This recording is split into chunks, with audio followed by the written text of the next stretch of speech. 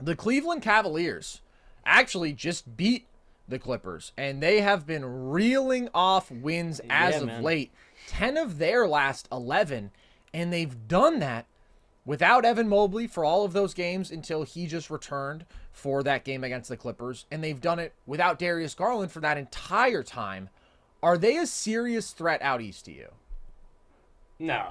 I don't really have the Cavs in my contending tier. Since 2024 started, they are 10-2, like you noted, without Mobley or Garland. They're number 2 in defensive rating over that time. They're number 2 in net rating. I mean, the Cavs have been dominating, but what it comes down to me is that it's going to take – what this stretch has really shown to me is that Cleveland needs to put shooters on the floor next to Donovan Mitchell and Darius Garland. That has been the most evident thing to me, is that ironically, without Evan Mobley, great defender, all-time defender, they've had more spacing, right? It's been a little more open on the court, and they've had a really hot shooting stretch. They are 6th in three-point percentage since January 1st. Dean Wade is shooting 47% from behind the arc. Georges Niang is shooting 44%. Sam Merrill is shooting 42%. Yeah. It's like,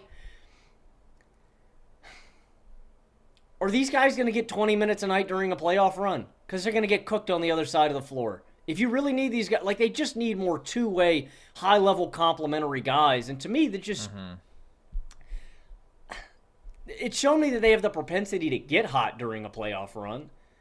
But I also saw 2 months of basketball before to this where all this doesn't go together. And I don't like their wing depth or size. Again, I think Niang and Wade do one thing on the court. They're kind of big, chunky guys who can shoot a little bit, but they're not athletic. They're not going to be able to defend well. They're not going to be able to rebound well. They are guys who I'm going to pick on if they are on the court. Same goes for Sam Merrill. He can have that heater on him. It doesn't matter. You're going to pick on him in the playoffs. So I don't like their wing depth or size. This has been a red-hot shooting run, and I still think they have issues with their starting five's construction. Doesn't this set off a red flag for you? Without Garland or Mobley, they've been better. That's weird, man. That's weird. So there's some chemistry stuff. There's some lineup construction stuff that we have talked about for so long that they have to fix. And they just need more two-way guys. Max Strus, Georges Niang, Dean Wade, and Sam Merrill are basically the same guy to me. You shoot. You stand there and you do this. Hey, guys, I'm open. Passing the ball. Let me hit a catch-and-shoot three. That's all they do for me. No. I don't. Maybe the Cavs win a series. I wouldn't pick them to win a series, but no, they're not real contenders to me. I have no Eastern Conference Finals expectations or anything further for them. I think the Cavs are frauds. I will say, when you lump all those guys together, Strus to me is a level above. I think that he's the best defender out of that group, and I think that he's the best playmaker out of that group, so he can have some impact even if he's not shooting at a great clip, which, by the way, all year, it's not like he's been lights out from deep. But I do agree with what you're fundamentally saying, which is Max Strus is not going to be the best wing on a team that is making a conference finals or a finals run in today's NBA. The league is in many ways dictated by what your wings can do on both sides of the ball, attacking mismatches offensively, knocking down threes, defending at a high level, and ideally in a versatile fashion on the other side of the ball.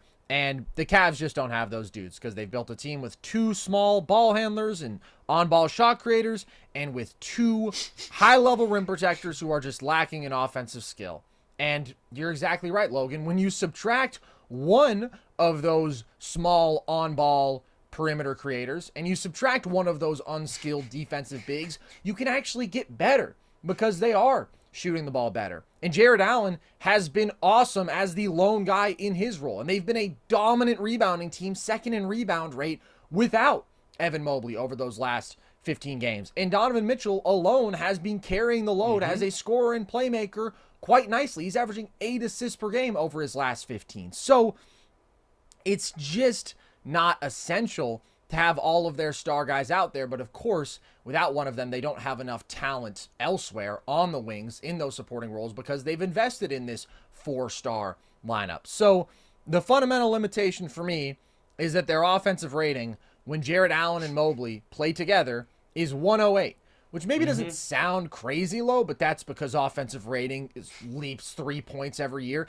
That's 7 points below their normal offensive rating, which is 16th in the league. So if your quote-unquote best lineup with the core guys out there who are going to make you an elite defense are one of the worst offenses in the league, you're just not going to compete at a high level like that. You have to be able to manufacture consistent, good offense in the half court to contend, and those two playing out there together are holding them back. I do want to shout out some of their finds on the margins because Sam Merrill legitimately has that strap on him, bro. 44% from deep on 8 attempts a game. Since Garland got hurt and he started getting more minutes, 13 points per game. Best Mr. Irrelevant since Isaiah Thomas, so shout out to him. Now, I do agree that he would be attacked and hunted in a playoff series, and I don't think he's going to play a ton, but shout out to him at least because it's fun to watch a guy emerge like that.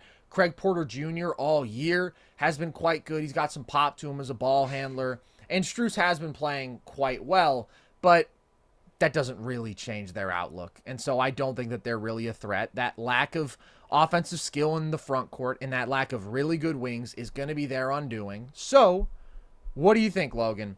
Do they need to make a major trade? And if so, who is the guy or the guys who need to be on the move? Yeah, I do. And I don't know who you choose between with Garland or Mitchell. I think both of them are studs. So, I mean, my odd man out would be, I think it would be Jarrett Allen. And, I mean, Jarrett Allen's been my odd man out for the past couple of years. Carson, we've been having this conversation you were the first guy I ever heard on this. 3 years. I mean, when they drafted Mobley, you said long-term, Mobley slides to the 5, you move Allen. And we both thought after 1 year of Mobley, after his rookie season, that was the next logical step. I mean, it's just abundantly clear to me that somebody's got to go. And for me, it would be Jarrett. Jarrett's a valuable guy. He's on a great contract. Like, I don't know who the team is. Like, I think about teams that are slight or need another 5. Like, I think about the Thunder. The only reason I say Oklahoma City is just because I think that him and Chet could like coexist. He gives you a little more size on the interior, slide Chet to the 4, try to get back a wing. That's the tough part, is finding a team that needs that 5 and that has the piece that you need, being a two-way wing who can defend at a high level, who's long, who's athletic, and who can shoot. Damn, man. OG Anunoby would have been awesome in Cleveland. You know what I mean? Would have been awesome. It's about finding that asset, and I don't know who that asset is. Because, again, it just has to line up perfectly. Jarrett Allen's the odd man out to me just because he's not super young. You're not going to toss in on Mobley. I think Mobley's ceiling is way higher than Jarrett Allen's. And, again, I think that if you bit the bullet and you move Mobley to the 5, I think you'd have really similar results with Mobley at the 5 instead of having Jarrett Allen there. Credit to what he does. Allen would be the odd man out for me, and I'm just searching for that 3-and-D wing. Let me ask you this. Is he your odd man out, and then would you also explore splitting up this guard tandem? So Allen would absolutely be my odd man out, and that's in spite of the fact that he has been playing really well lately and has probably had a better season than Mobley overall. I just think there's so much more upside with Mobley, and he has been disappointing in terms of his offensive progression.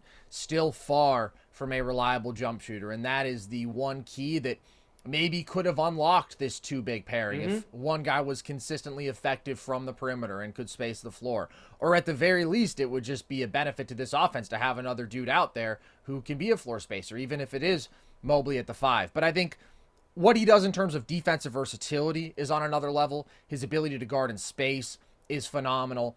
And offensively, there's at least the potential. You've seen the flashes of him as a jump shooter where it's like maybe he can get there. As a playmaker, I just think he has more feel. He can just reach an entirely different level as a player than Jarrett Allen. So yeah, he is the guy who I would commit to, and the too big look doesn't work, so one of them has to go. And then I would just sit with that for a little bit. And I would see how the two-star guard look is for a while at least, because I think it's really, really hard to construct a great team defense with two small guards. And maybe the only way that's possible is if you do then have these two great defensive bigs, which is always going to inhibit your offensive ceiling. So maybe it's just not possible to construct the great all-around basketball team with two small guards in your backcourt. But their issues really have been about offense. In the playoff run last year, it was their offense that broke down. They still had the #1 defensive rating in the postseason. That's crazy. It's crazy. And they've been really good even in the stretch where it's been Allen as the lone defensive big out there this year. So I think that you need to have two dynamic shot creators. And maybe ideally one of them is a wing and then one of them is a guard. But I would at least say, how do things look if we move off of Allen? Our offense is immediately going to be better. How good can we be defensively? They need a big wing who has some offensive skill. It's a specific archetype that they're going to need alongside Mobley. And Mobley holding down the 5, and maybe there'll be some bumps and bruises, right? There's a couple matchups in which he can get bullied. He's got to be, I would say, more physical and assertive on the glass than he was in last year's postseason. But you just have to go away from this too big setup. And I would not be in a rush to break up Mitchell and Garland. There are some redundancies there, but they're two great offensive players. They're two bona fide young stars. And if you can make it work, I think you got to at least give it a bit more of a trial run.